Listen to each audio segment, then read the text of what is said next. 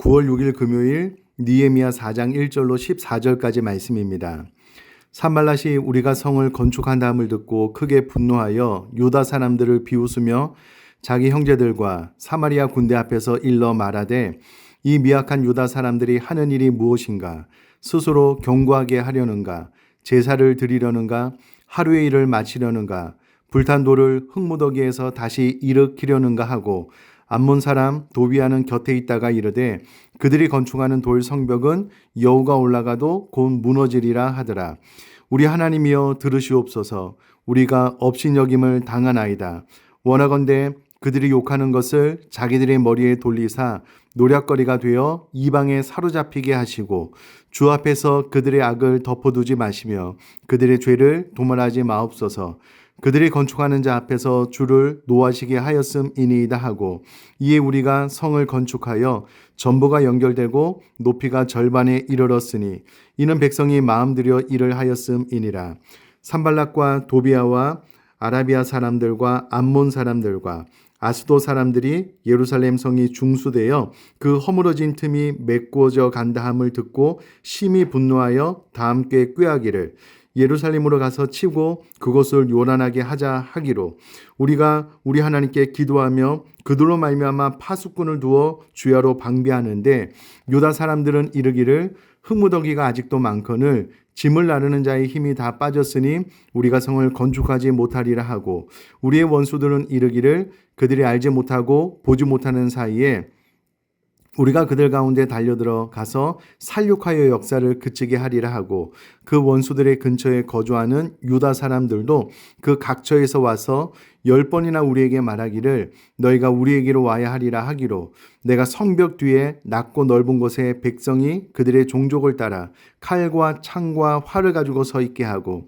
내가 돌아본 후에 일어나서 귀족들과 민장들과 남은 백성에게 말하기를 너희는 그들을 두려워하지 말고 지극히 크시고 두려우신 주를 기억하고 너희 형제와 자녀와 아내와 집을 위하여 싸우라 하였느니라. 아멘. 우선 본문의 말씀 스토리를 좀 잠깐 요약을 해보면요. 이스라엘 자손들은 성벽 재건 공사를 시작하자마자 대적들의 방해에 직면해야만 했습니다. 사마리아를 다스리던 호른 사람 산발랏이 중심이 된 대적들은 자신들이 유다 백성들을 향하여 조롱과 협박을 내뱉고 있습니다. 특별히 첫 공격은 말로 조롱하고 무시하는 것이었습니다. 그럼에도 불구하고 이스라엘 자손들이 성벽 재건 공사를 계속 진행하자 그들은 당황하게 되었는데요. 이와 같은 공격에 이스라엘 자손들은 처음에는 어떠한 조롱에도 조금도 흔들리지 않고 공사를 진행했습니다. 결과론적으로 성 전체의 둘레를 연결하는가 하면 그 높이도 절반에 이르도록 진척이 되었습니다. 그래서 첫 공격 말로 조롱 무시하는 것이 통하지 않자 온 대적이 연합하여 이스라엘을 기습 공격하자 그래서 이스라엘을 혼란에 빠뜨리자라고 다시금 계획하게 됩니다.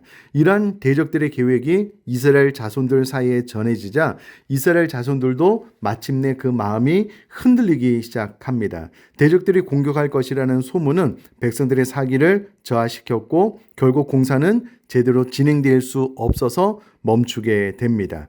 느헤미야는 일시 공사를 중단시키고 백성들에게 무장하고 모이게 한 다음에 대적들과 싸울 것을 독려하게 되고요. 이러한 느헤미야의 적극적인 대처는 대적들의 기습 공격 계획을 무력화시키고 결국은 성벽 재건 공사는 다시금 재개되게 됩니다. 우리가 본문 말씀을 통하여 몇 가지 교훈을 받을 수가 있는데요. 대적들은 처음에 언제나 말로 조롱, 무시하면서 공격한다라는 거고요. 두 번째, 실제적인 공격 위협이 어느 정도 효과가 있어서 성벽 재건 공사를 멈췄지만 사실 그들은 실제로 공격하지 못했습니다.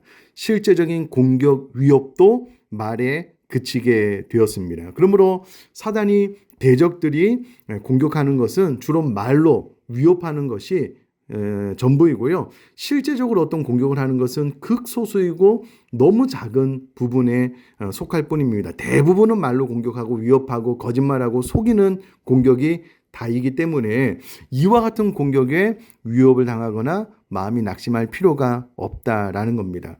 저는 오늘 본문 말씀을 통해서 유다 백성들이 처음에는 말로 조롱하고 무시하는 것에 어떠한 타격도 데미지도 입지 않다가 두 번째 실제적인 공격 앞에 성벽 공사를 멈출 수밖에 없었는데요. 저는 이 부분을 좀 묵상하면서 사실 우리는 영적 전쟁 중 아닙니까? 예수님께서 신앙생활하는 모든 이들에게 환난과 핍박이 있을 것을 이미 말씀하셨습니다. 그러므로 우리들의 대적자는 언제나 있는 것입니다. 저는 이 말씀을 묵상하면서 이런 생각을 해봤습니다. 축구, 야구, 농구, 골프, 올림픽의 많은 경기들, 그 모든 경기들의 공통점은 경쟁자가 있다는 겁니다. 우리들의 신앙생활에 있어서도 경쟁자, 사탄, 대적자들이 있습니다. 그러므로 내 인생은 왜 이렇게 평탄하지 못할까? 왜 이렇게 많은 사건, 사고가 있을까? 하루가 멀다 하고 염려, 걱정, 근심거리가 몰려오는가? 라고 생각하면서 낙심하고 좌절할 것이 아니라 모든 경기에 임하는 사람들은 본인의 경쟁자가 있고 그 경쟁자를 이길 수 있는 방법을 생각하면서 끊임없이 전략 전술을 생각하고 또 부딪히는 것처럼 우리들의 신앙생활도 이와 같아야 된다라는 것을 생각을 하고 대적자, 어려움, 또 많은 환난과 핍박, 계속되는 사건, 사고로 인하여 낙심하고 좌절할 것이 아니라 이것은 내 신앙생활 가운데 당연한 것이다 라고 생각을 하고 오히려 이 영적 전쟁을 어떻게 하면 이겨나갈 수 있을 것인가 라는 부분에 집중한다면 우리가 낙심하고 좌절하는 시간에 더 영적 전쟁을 효과적으로 싸울 수 있게 될 것입니다. 이 부분을 꼭 기억하고 우리 모두가 함께 영적 전쟁을 싸워서 승리할 수 있기를 주님의 이름으로 축복합니다. 더이어서 느헤미야가 참 이 부분에서 대처를 잘한 것은요. 가장 먼저는 9절에 우리가 우리 하나님께 기도했다라고 기록이 되어져 있으므로 기도로 이 사건을 잘 대처해 나갔는데요. 중요한 것은 기도만 하지 않았습니다. 이어서 파수꾼을 두어 주야로 방비하게 했고요. 결국은 13절에 내가 성벽 뒤에 낮고 넓은 곳에 백성이 그들의 종족을 따라 칼과 창과 활을 가지고 서 있게 함으로써 기도로만 이 어려움을 이기려고 하지 않고요. 이 상황 가운데 성벽 재건 공사를 진행하는 것도 힘들지만 그러나 그들에게 무장을 하게 함으로써 결국은 이 성벽 재건을 계속 이어나가게 됨을 보게 됩니다.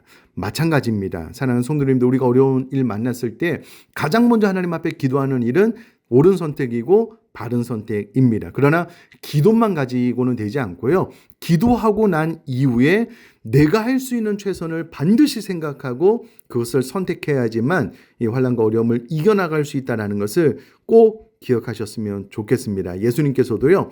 구하라고만 하지 않고요. 구하고 찾고 두드릴 것을 명했다면, 권면해주고 계시다면 우리가 기도하는 것, 구하는 것만 하지 말고요. 또 내가 할 수 있는 방법을 또 찾고 두드려 봄으로써 이 어려움들을 잘 이겨나갈 수 있는 저와 여러분 될 수 있기를 주님의 이름으로 축복합니다.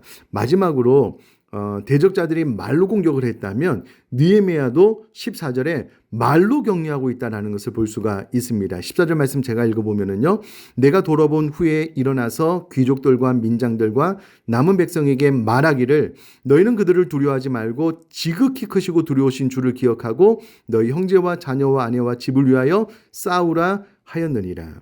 결국 느헤미야의 이 말의 권면을 통하여 또 내일 본문을 보면은요, 성벽 공사가 다시금 재개됨을 알게 됩니다. 그러니까 사단도 말로 공격하지만 우리도 말로 격려하고 말로 힘을 붙돋아 줄 수 있고 말로 새롭게 힘을 줄 수 있다는 것을 기억하고 가장 먼저는 언어에서 승리하고 언어로 타인을 격려할 수 있는 저와 여러분 될 수 있기를 주님의 이름으로 축복합니다. 제가 한번 기도하겠습니다.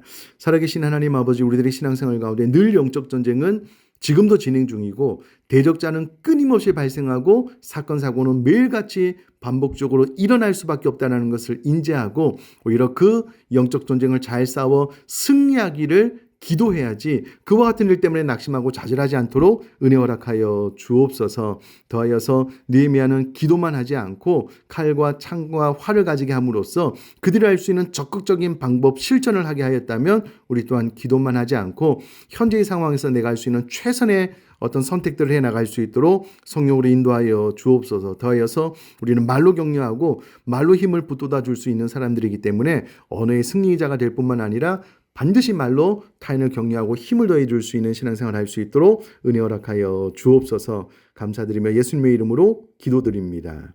아멘.